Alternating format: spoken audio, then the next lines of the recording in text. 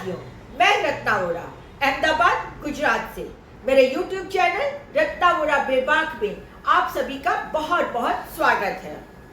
साथियों, पिछले वीडियो के पार्ट 1 में मैंने आपको बताया था कि कमल पर बटन क्यों न दबाएं और साथ ही हम 2024 में कैसी सरकार चाहते हैं। तो साथियों, आज के इस वीडियो में पार्ट 2 में मैं अपने इस मुद्दे को आगे बढ़ाते हुए आज युवाओं के बारे में, किसानों के बारे में, मोदी के कॉर्पोरेट मित्रों के बारे में और साथ ही ईडी, सीबीआई, आईटी के दुरुपयोग के बारे में बात करूंगी। तो साथियों, सबसे पहले मैं किसानों के बारे में आपको बताना चाहती हूँ। कमल पर बटन दबाने से पहले आपको याद रखना होगा कि किसानों के सामने जो 3 काले कानून बने और उनके खिलाफ किसानों ने जो आंदोलन किया और उस आंदोलन में 750 किसानों की शहीदी हो गई,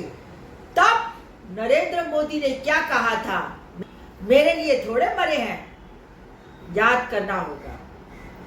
कमल पर बटन दबाने से पहले जो किसान आंदोलन कर रहे थे, उन किसानों के लिए इसी गोदी मीडिया ने मोदी के इशारे से उन्हें आतंकवादी कहा, उन्हें खालिस्तानी कहा और खुद नरेंद्र मोदी ने इन्हें आंदोलन जीवी कहा।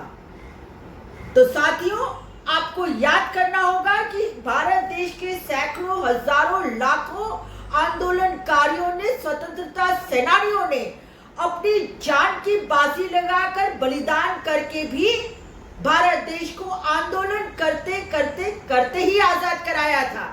और आज इस देश का जो प्रधानमंत्री है वो आंदोलन करने वालों को आंदोलन जीवी कह रहे हैं। तो ये कमल पर बटन दबाने से पहले आपको याद रखना होगा। साथियों, कमल पर बटन दबाने से पहले आपको याद रखना होगा कि जब किसान आंदोलन करने वाले किसान दिल्ली की बॉर्डर में आना चाहते थे, दिल्ली में आना चाहते थे अपनी आवाज को लेकर, अपनी मांग को लेकर, तो इसी बीजेपी की सरकार ने बॉर्डर के ऊपर बड़े बड़े किले लगा दिए, सीमेंट्स के बैरिकेड्स लगा दिए, तार लगा दिया और इस तरीके से किसानों को कुचला गया, रौंदा गया कि जाने कि वो कोई विदेशी आक्रमणकारी हो। और तो और इतना ही नहीं कि किसानों को आधी रात को, दिन में, दोपहर में ड्रोन के द्वारा उनके ऊपर हमला किया गया, उनके ऊपर आंसू गैस के गोले छोड़े गए। तो साथियों, आपको याद रखना होगा कि मोदी सरकार ने अपने कॉर्पोरेट मित्र अडानी को फायदा दिलाने के लिए 3 काले कानून पास कराए थे और उसका विरोध करते हुए किस तरीके से दमन किया गया, ये आपको कमल का बटन दबाने से पहले याद रखना होगा। अब साथियों, मैं आगे युवाओं की और बेरोजगारों की बात करना चाहती हूँ। साथियों, देश में 2024 के आंकड़ों के अनुसार इस समय जो बेरोजगारी है वो पूरी पराकाष्ठा पे है। आज हमारे देश में से 3 में से 1 युवा बेरोजगार है। जहां 500 की वैकेंसी निकलती है, वहां 5 लाख युवा बेरोजगार अप्लाई करते हैं। दूसरी ओर पेपर लीक की घटनाएं हो जाती हैं। सालों साल एक युवा मेहनत करता है, परीक्षा की तैयारी करता है और एंड मौके पे पता चलता है कि यहाँ पर पेपर लीक हो गया। पूरे देश के यही हालात है। गुजरात में भी 1 बार नहीं, 2 बार नहीं, 22 बार पेपर लीक हो चुका है। आप समझ सकते हैं कि जब पेपर लीक की घटना होती है उसके बाद युवा कितना हताश और निराश हो जाता है और इसी वजह से युवाओं में आत्महत्या की घटनाएं भी बढ़ती चली जा रही हैं। इसके ऊपर मोदी सरकार ने अग्निवीर जैसी एकदम घटिया और वाहियात स्कीम लाकर युवाओं को भेंट कर दी। साथियों, इस 4 साल की अग्निवीर की योजना में किसी भी युवा को कोई लाभ नहीं है। ना उसे कैंटीन का लाभ है, ना ही उसे एक्स सर्विसमैन का लाभ मिलेगा और यदि कहीं खुदा ना खास्ता उसकी शहीदी हो जाए तो उसको शहीद का भी एक उपाधि नहीं मिलेगी। तो इस तरह की अग्निवीर योजना जो केंद्र सरकार भारतीय जनता पार्टी की है, उसने लाके युवाओं का सरेआम मजाक उड़ाया है। तो साथियों, कमल पर बटन दबाने से पहले आपको याद करना होगा कि हमारा देश का युवा बेरोजगार है।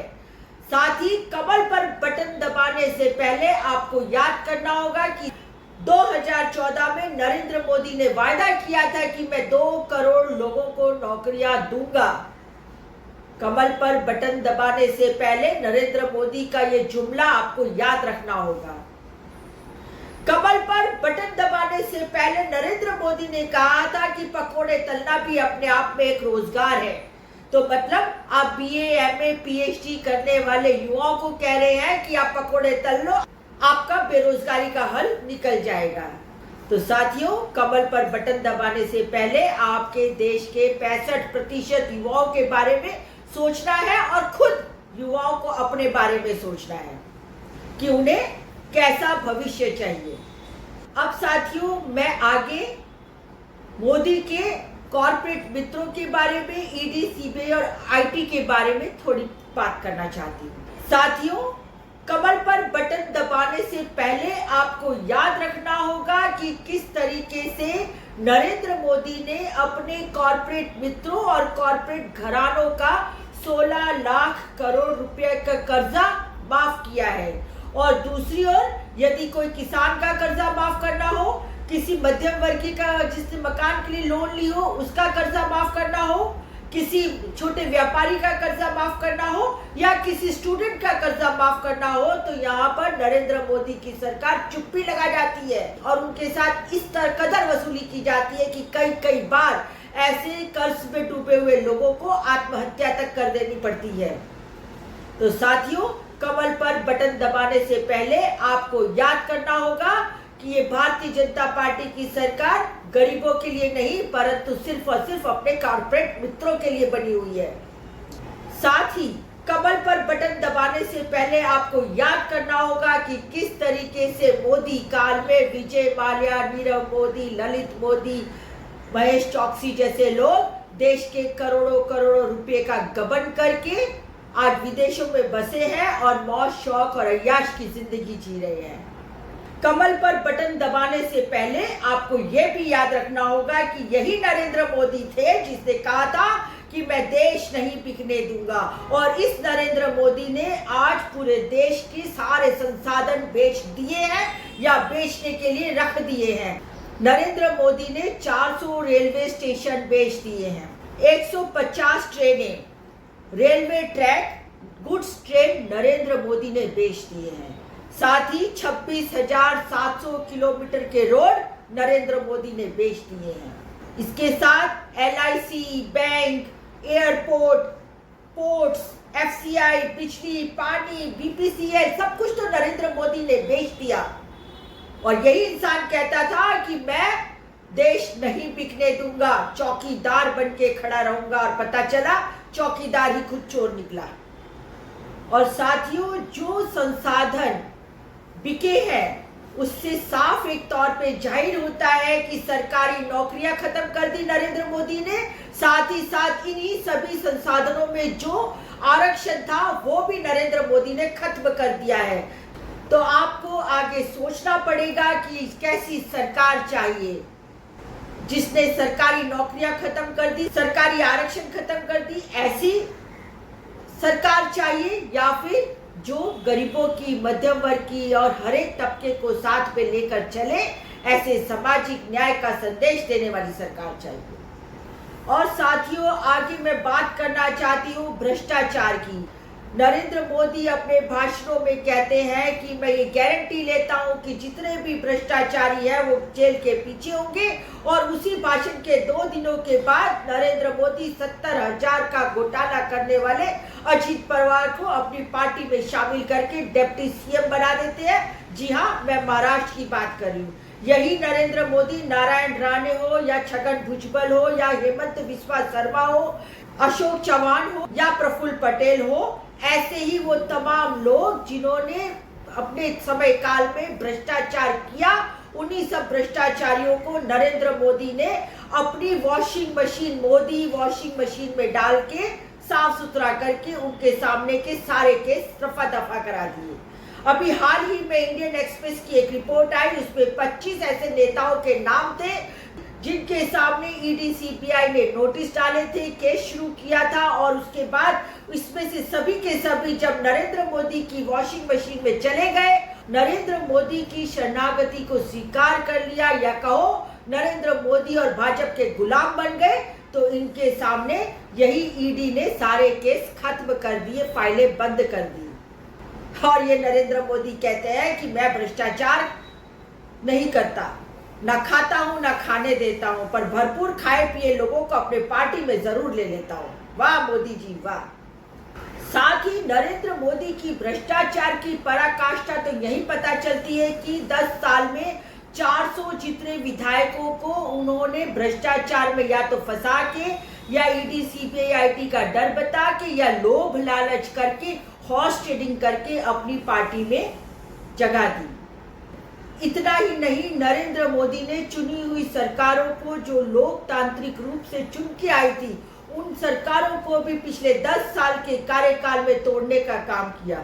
चाहे फिर वो गोवा की सरकार हो, अरुणाचल प्रदेश की सरकार हो, मध्य प्रदेश की सरकार हो, कर्नाटका की सरकार हो, और हाल ही फिलहाल में हिमाचल और महाराष्ट्र को तोड़ने का जो साजिश करी, या फिर बिहार के अंदर जो तोड़फोड़ मचाई, उससे साफ जाहिर होता है कि नरेंद्र मोदी ने किस तरीके से चुनी हुई सरकारों को अपने साथ मिलाने के लिए हॉर्स ट्रेडिंग की और एक लोकतंत्र को खत्म करने का काम किया। तो साथियों, मुद्दे तो कई हैं, इसीलिए इन सभी मुद्दों पे यदि मैं हर रोज भी बोलूं तो मुद्दे खत्म नहीं होंगे, परंतु अब मैं अपने थर्ड पार्ट के वीडियो में सिर्फ और सिर्फ इलेक्टोरल बॉन्ड के बारे में बात करूंगी। किस तरीके से नरेंद्र मोदी ने इलेक्टोरल बॉन्ड करके विश्व का सबसे बड़ा घोटाला किया है, उसके बारे में चर्चा करूंगी। आज का ये वीडियो मैं यहीं समाप्त करती हूँ, फिर मिलूंगी पार्ट 3 के साथ, और तब तक के लिए मैं आपसे विदा लेती हूँ। साथियों, यदि आपको ये मेरा वीडियो पसंद आया हो, बातें तथ्यों पर आधारित लगी हो, तो 6 चरण के चुनाव अभी बाकी हैं। इस वीडियो को इतना फैलाए कि अंधभक्तों के अलावा जो भी लोग भारत देश के मतदाता हैं, वो मोदी को और कमल को बटन न दबाने का प्रण ले ले और देश में एक ऐसी सरकार बनाए जो सचमुच प्रजा की सरकार हो। तो साथियों, इसके साथ ही आपको यदि मेरा वीडियो पसंद आया हो तो मेरे YouTube चैनल रत्ना वोरा बेबाक को सब्सक्राइब कीजिए, ज़्यादा से ज़्यादा शेयर कीजिए, ज़्यादा से ज़्यादा लाइक कीजिए। साथ ही आप मुझे फेसबुक, इंस्टा और एक्स पर भी फॉलो कर सकते हैं। फिर मिलती हूँ एक नई वीडियो के साथ। नमस्कार।